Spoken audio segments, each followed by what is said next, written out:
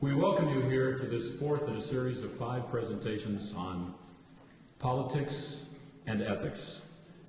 And we are proud tonight to have with us Art Agnos, former mayor of San Francisco, wonderful man who will be speaking to you.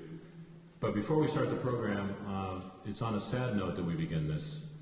My name is Tim Myers, and I'm with the American Institute of Ethics. And the American Institute of Ethics, for those that have followed us or been around for this particular series of speeches, you know that we have been a group of people who were formed by 5 business people who started all of this. And the 5 people have evolved into creating programs for companies, organizations on ethics in the workplace.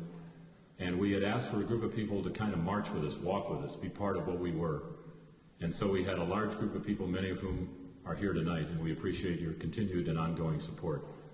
But in the last week, we lost one of our first founding members and one of our biggest supporters, a gentleman by the name of Michael Flynn. Michael passed away a week ago. His funeral was last Saturday, and he has been in the forefront and just an incredible supporter of what we were trying to do here. So I would ask, if you would, for just one moment, to pause for a moment of silence to honor Michael Flynn.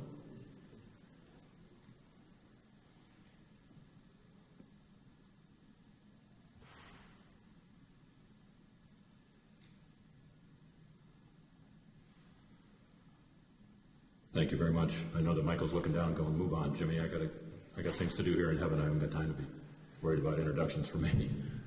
I would be remiss as well if I didn't introduce, we have with us, and I don't know exactly where they are seated, and I want to make sure I get this correct, so I wrote this down.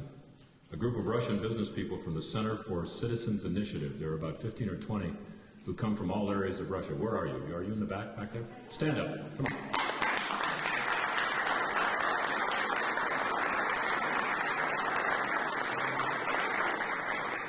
Thank you very much. It's a pleasure to have all of you here with us. This event, as you know, if you've been to any of the others, is put on by the American Institute of Ethics, the Leo T. McCarthy Center for, what does that say now? For Public Service and the Common Good, a wonderful group of people who've been very instrumental and helpful in putting this on, and the Office of the President, Father Stephen A. Prevet. Now, for the other speeches and talks, Father Prevet has been here. But for this one, I get to introduce my hero. I mean, I love Father Prevet. Don't get me wrong. But this is a gentleman who I think stands head and shoulders in the world of ethics, honesty, and truth above most citizens in the city of San Francisco and maybe throughout the United States and the world for that matter. 50-year-plus resident of USF on the campus in all forms as an instructor, professor, administrator. He was born in the city of San Francisco. He was the 25th president of USF. And if you want to look through the statistics and all those wonderful things they write up when they do bios, you're certainly welcome to do that. But just let me say this about this man. This man truly exemplifies what ethics, truth, and honesty is all about. Think back to the time, and I know this still hurts and is painful for many of the USF alumni, think back to the time when the basketball program here had gotten so totally out of control and it was not operating in a moral and ethical manner. And Father John Loschiavo stepped to the forefront and said, that's it, it's done, I'm shutting it down. He took a lot of heat for that. He also generated an awful lot of support from people who understood and recognized that what he was doing was the right thing to do. What everybody seems to fail to recognize is he brought the program back 3 years later, but with a whole different set of guidelines, rules, and things that he wanted implemented so that they didn't veer off track at any other point in time. In my own personal life, he has been an influence because, for those of you that know me or don't know me, I am an ordained deacon in the Roman Catholic Church. He was one of the people, and I grant you he's a Jesuit, so it's not really like talking to a Catholic, but yeah, easy. But he was one of those people that strongly influenced me to pursue this and to become this. So here's a twofold thing. I can be thankful and grateful to him. Those of you that know me, you want to get somebody that caused all this to happen, talk to him when it's over. At the end of this, we are going to have cards passed out, and if you want to ask any questions, you're certainly welcome to do that. And Art has agreed that he will answer any questions that you may have. But right now, it is my pleasure to introduce the 25th president of the University of San Francisco, a man with 50 years involved in being a part of this campus, the great Father John Loschiavo.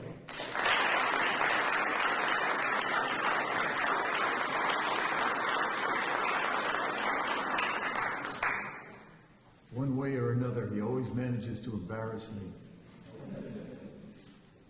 About my ethics, Jim. I play golf. and I play golf with the winter rules all year round. That's okay? It's a great pleasure for me to welcome on our campus this evening our former mayor, Art Agnos. Art has a long and distinguished career in public service, starting in 1973 when he served on the California Commission on Aging. From 1973 to 1987, he represented San Francisco's 16th district in the California Assembly. Then in 1987, he was elected mayor and served in that office until 1992. Currently, Art serves on the board of directors of the Leo T. McCarthy Center for Public Service and the Common Good. Because of his rich background, Art has frequently been consulted by the U.S. State Department and various international bodies in developing democratic societies. In addition, he is also a frequently sought speaker on such problems as disaster preparedness and recovery. As Assemblyman and as mayor, Art was a pioneer in authorizing and authoring legislation addressing the AIDS epidemic, and he arranged the very first joint legislative session in the nation on AIDS. Art has a BA from Bates College in Maine and an MA from Florida State University. Many of you may remember that Mayor Agnos was shot point blank in point blank range in 1973 by the Zebra Killer, who terrorized the city at that time for many months. So Art, we are grateful that you are here tonight, still with us, and we're proud to have you as our speaker in this ethics series. Please welcome to the podium.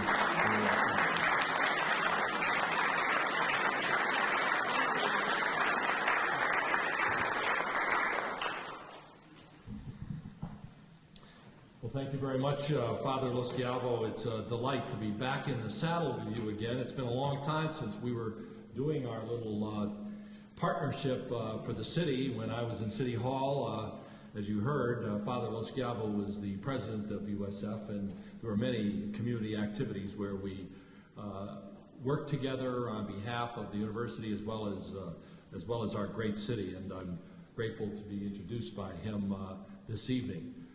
I'm also impressed by the very eclectic group of people that I see out there. Quite frankly, I didn't do what we used to do in the old days, which is work, the telephones and make sure you got the crowd in here and all that. So you are all here, as far as I know, of your own free will, and I'm impressed with that because I see so many people that I used to work with from the business community, from the communities of our different neighborhoods, top-notch public affairs, former political consultant, a chief of police, a current chief of the fire department.